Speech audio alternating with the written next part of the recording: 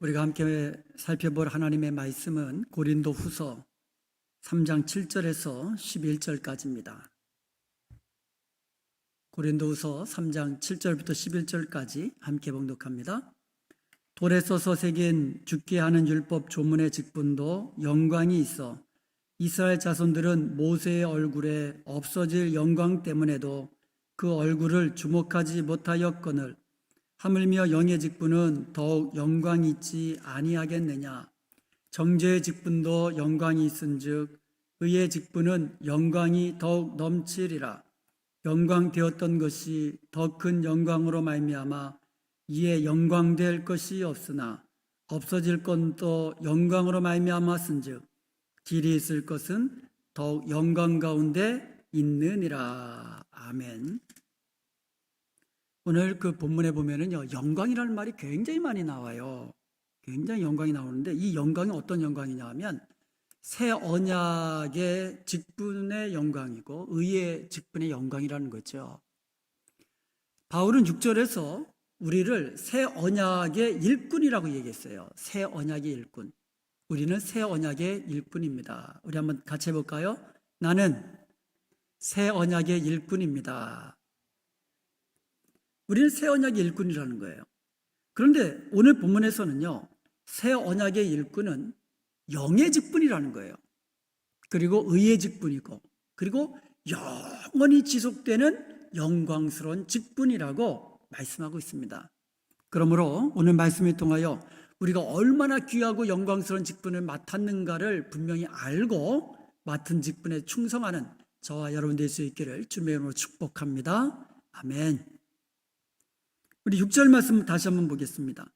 그가 또한 우리를 새 언약의 일꾼 되기에 만족하게 하셨으니, 하나님께서 우리를 새 언약의 일꾼 되기에 충분한 자격을 주셨다, 이런 뜻이에요. 자격을 주셨다는 거예요. 우리가 자격이 있어서 일꾼 된 게 아니고 하나님께서 우리를 새 언약의 일꾼 되는 자격까지도 우리에게 주셨다는 거예요. 그런데 율법 조문으로 하지 아니하고 오직 영으로 함이니 율법 조문은 죽이는 것이요 영은 살리는 것이니라. 여기서 우리는 옛 언약과 새 언약의 대조를 우리가 지난 시간에 살펴보았습니다. 자, 옛 언약은 대표하는 단어가 문자라고 그랬어요. 율법 조문이라고 번역됐는데 문자, 그러니까 율법이에요, 율법. 그리고 새 언약은 영, 하나님의 영, 성령으로 대표되는 거예요. 그리고 기록된 곳은 옛 언약은 돌판에 기록됐잖아요. 하나님께서 돌판에 써서 모세를 통해서 우리에게 주셨잖아요. 그리고 새 언약은 우리의 마음판에 새기겠다. 마음판에. 성령께서 우리의 마음판에 새기시겠다 그랬어요. 대조의 핵심은 뭐냐? 율법 문자, 율법 조문은 죽이는 것이라는 거예요. 그렇지만 성령은 살리는 거라죠. 그래서 성령이 우리의 마음속에 임하시면 우리를 새 영으로, 새 마음으로 우리를 새롭게 하시고 살리신다는 거예요. 이게 대조가 되는 겁니다. 이렇게 대조하면서 오늘 본문 7절에서 11절에서 옛 언약의 영광과 새 언약의 영광을 대조하고 있습니다. 그러니까 6절에서 옛 언약과 새 언약을 대조했다면 7절에서 11절까지는 옛 언약의 영광과 새 언약의 영광을 대조하고 있는 거예요. 바울은 두 언약의 영광을 대조하면서 먼저 모세의 수건 이야기를 꺼내듭니다. 모세의 수건 이야기. 출애굽기 34장 29절에서 35절에 보면 모세의 수건 이야기가 나오는데요. 모세가 하나님께로부터 이제 율법을 받기 위해서 시내산에 가잖아요. 시내산에 올라서 거기서 하나님께로부터 십계명 돌판을 받아서 내려옵니다. 그런데 모세가 내려올 때에 그 얼굴에서 막 그냥 광채가 나는 거예요. 하나님의 영광의 광채가 얼굴에서 빛나니까 백성들이 감히 얼굴을 주목하지 못하는 거예요. 그래서 그 영광을 가리기 위해서, 그러니까 백성들이 쳐다도 못 보는 거예요. 그래서 수건으로 얼굴을 가렸다. 이게 모세의 수건 이야기입니다. 이런 배경을 가지고 바울은요, 옛 언약과 새 언약의 영광을 대조하며 설명하고 있습니다. 첫 번째 대조는 고린도후서 3장 7절에 나오는데요, 돌에 써서 새긴 죽게 하는 율법의 조문도 영광스럽다는 거예요. 그러니까 이게 지금 옛 언약을 설명한 거예요. 옛 언약은 돌에 써서 기록된 율법 조문이라고 그랬거든요. 그런데 거기에 무슨 말을 더했냐면 돌에 써서 새긴 죽게 하는 율법 조문의 직분도 영광이 있어 그랬어요. 그러니까 옛 언약도 영광이 있다는 거예요. 그런데 이것을 좀 전에 설명드렸지만 이 영광은 어떤 영광이에요? 백성들이 감히 쳐다보지도 못할 정도로 빛나는 광채를 가진 영광이었다는 거예요. 그래서 옛 언약, 율법, 이것도 영광스러운 거예요. 그러니까 옛 언약의 직분도 영광스러운 직분이라는 거죠. 그런데요, 새 언약의 직분은 성령의 직분의 영광이라는 거예요. 8절에 보면 하물며 영의 직분은 더욱 영광이 있지 아니하겠느냐. 옛 언약의 직분은 어떤 직분이라고 그랬어요? 죽게 하는 직분이라. 죽게 하는 옛 언약의 직분도 영광스럽다면 살리시는 성령의 직분은 얼마나 더 영광스럽겠느냐, 그거예요. 훨씬 더 영광스럽다는 거예요, 새 언약의 직분의 영광이. 그리고 두 번째 대조는 정죄의 직분의 영광과 의의 직분의 영광을 대조하며 설명하고 있습니다. 9절에 보니까 정죄의 직분도 영광이 있은즉, 여러분, 정죄의 직분, 이것도 똑같은 거예요. 옛 언약의 직분, 그 다음에 율법의 직분, 이것도 영광스럽다는 거예요. 하물며 의의 직분은 더 영광이 넘친다는 거예요. 의의 직분은 영광이 더욱 넘치리라. 정죄하는 직분도 영광이 있다면 의의 직분은 더 영광이 넘치지 않겠느냐 이거예요. 자, 7절에서 율법을 뭐라고 표현했습니까? 죽게 하는 율법 조문이라고 그랬거든요. 돌에 새겨서 죽게 하는 율법 조문 그랬어요. 그러니까 죽게 하는 조문이라고 그랬어요, 율법을. 그런데 9절에서는요, 정죄하는 율법에 대해서 이야기하고 있어요. 여기서 우리는 율법의 목적과 기능에 대해서 우리는 알 수가 있어요. 율법도 하나님이 목적이 있으셔서 우리에게 주신 거예요. 무슨 기능이 있다는 거예요. 그것을 우리에게 알려주고 있는 거예요. 로마서 7장 12절에 보면 이로보건대 율법은 거룩하고 계명도 거룩하고 의로우며 선하도다. 여러분, 율법은 악한 게 아니에요. 율법도 거룩하고 선하고 그리고 의롭다라는 거예요. 율법 자체가 악한 게 아니에요. 그런데 율법의 목적이 있다라는 거예요. 그게 뭐냐? 13절에 보니까 그런즉 선한 것이 내게 사망이 되었느냐? 그럴 수 없느니라. 오직 죄가 죄로 드러나기 위하여 선한 그것으로 말미암아 나를 죽게 만들었으니. 그러니까 율법의 목적이 뭐예요? 죄를 죄로 드러내기 위함이다. 그러니까 율법이 있기 전까지는 죄가 있었죠, 그 전에도. 그런데 율법의 목적이 뭐냐? 그 전에 있었던 죄 여전히 있었지만 그 죄를 죄로 드러내서, 죄를 죄로 드러내니까 죄의 삭은 뭐예요? 사망. 그래서 율법은 죽게 하는 거예요, 결과적으로. 율법 자체는 선한 거예요, 거룩한 거예요, 의로운 겁니다. 그런데 율법의 목적이 뭐예요? 죄를 죄로 드러내는 것이기 때문에 죽게 하는 율법이다, 이렇게 말한 거예요. 그리고 계속해서 이는 계명으로 말미암아 13절에 보니까 죄로 심히 죄되게 하려 함이라. 죄를 죄되게, 그러니까 죄를 죄되게 정죄하는 기능을 가지고 있다는 거예요. 그러니까 율법의 기능이 뭐다? 죄를 정죄하는 거예요. 죄를 죄로 만들어버리는 거죠. 죄를 정죄하는 기능이라는 거예요. 그러므로 율법은 죄를 죄로 드러내는 목적을 가지고 있고 죄를 정죄하는 기능을 가지고 있기 때문에 결국 율법은 죽게 하는 것이다라는 거죠. 그러니까 어떤 사람도 율법 앞에서 살 수가 없는 거예요. 여러분, 율법을 정말 그 하나라도 빠짐없이 다 흠없이 다 지킬 수 있는 사람이 있습니까? 한 사람도 없도다 그랬거든요. 어떤 사람도 하나님 앞에 율법을 지킴으로 하나님의 의에 도달할 수 있는 사람은 아무도 없는 거예요. 그러니까 율법은 결국 어떻게 되는 거예요? 결국 죽게 하는 율법이다 이거예요. 죽음의 저주를 가져다 주는 거예요, 율법은. 자, 정리해 보겠습니다. 옛 언약은 뭐예요? 돌에 새겨서 기록된 율법이다.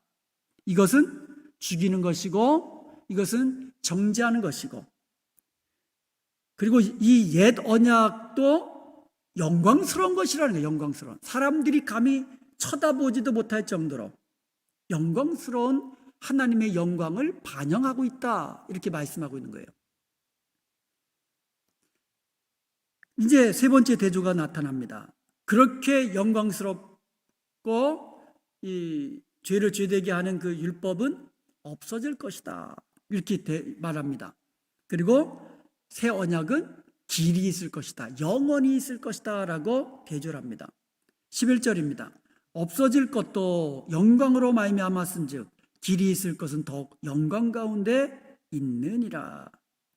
그러니까 지금 두 개를 대조하고 있는 거예요. 계속 앞에는 옛 언약, 뒤에는 새 언약, 두 개의 영광을 대조하면서 설명하고 있는 거죠.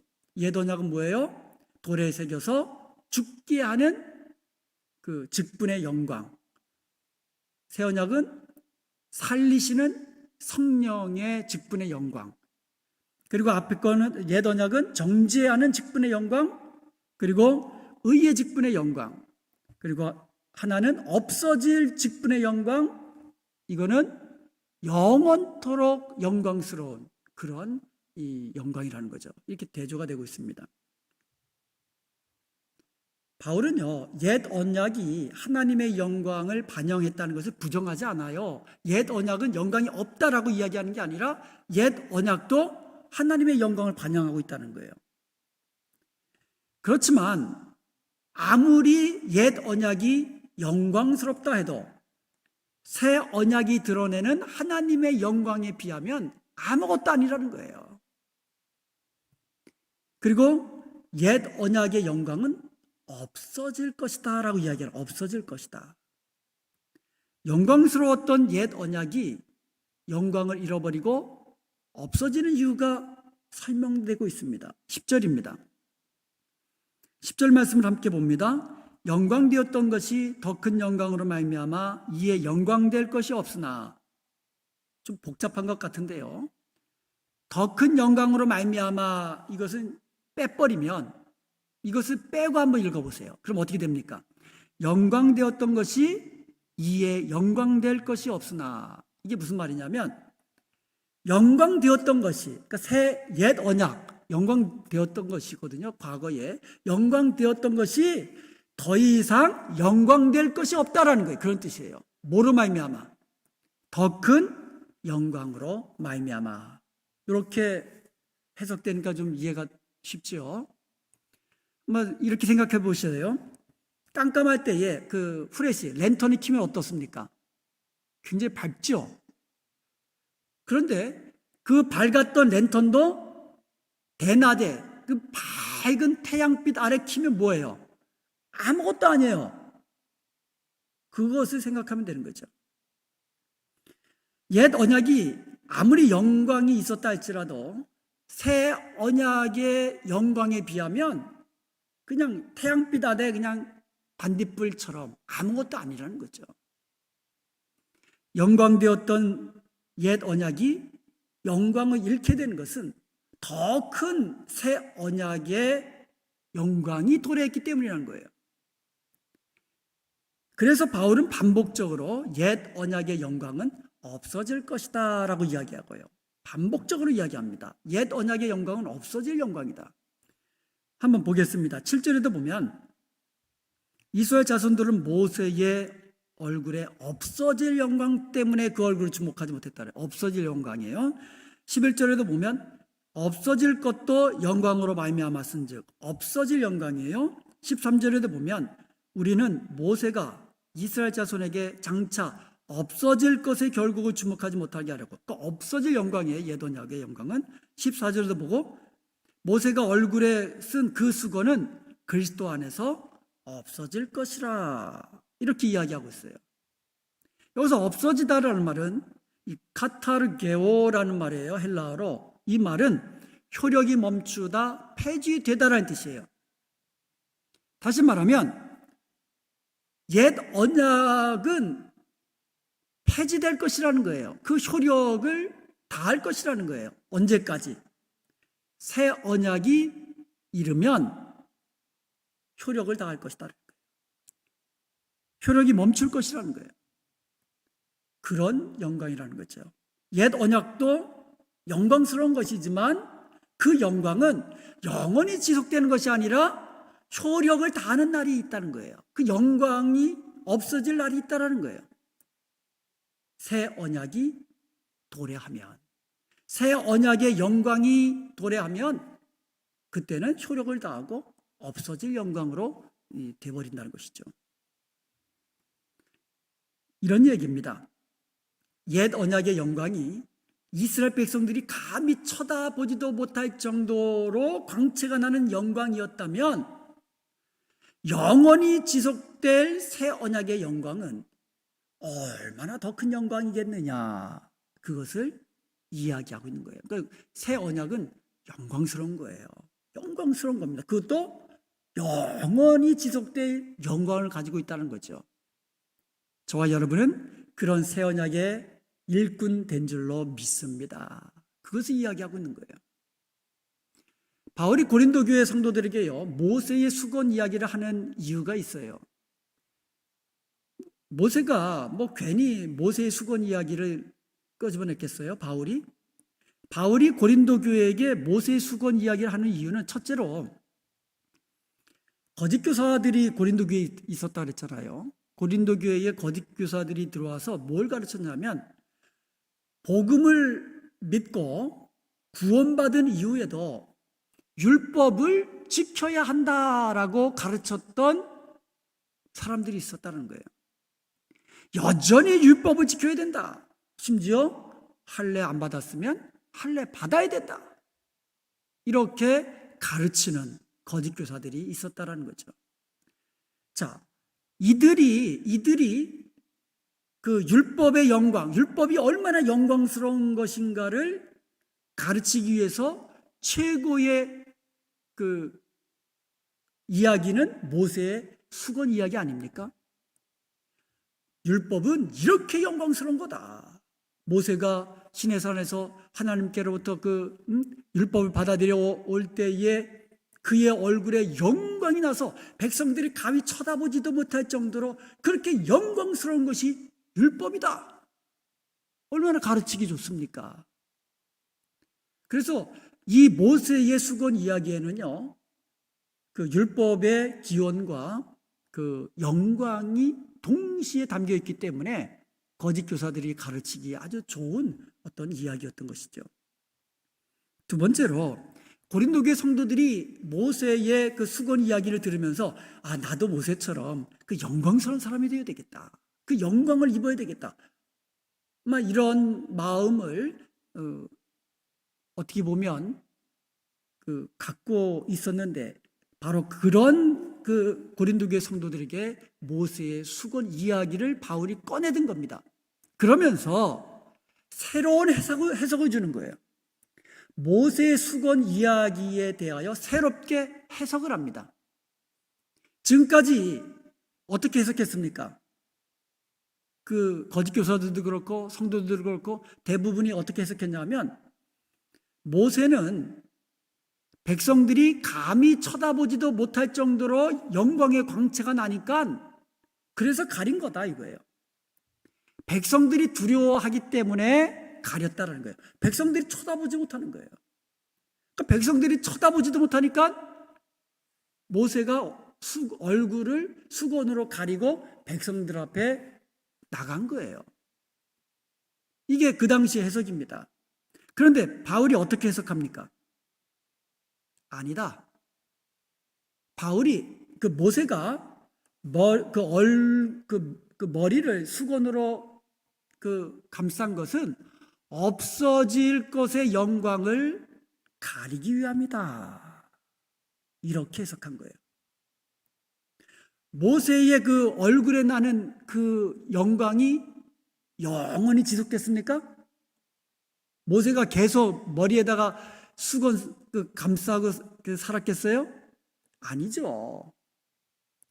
모세의 얼굴에 나는 광채는 점차 없어진다는 거예요. 그 없어질 것을 가리기 위해서 수건으로 가린 거다. 이렇게 해석한 거예요. 13절입니다. 고린도후서 3장 13절에 보면 우리는 모세가 이스라엘 자손들에게 장차 없어질 것의 결국을 주목하지 못하게 하려고.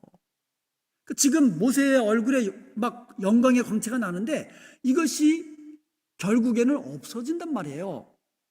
그 없어질 영광을 주목하지 못하게 하려고 모세는 수건으로 가렸다. 이렇게 해석을 한 거예요.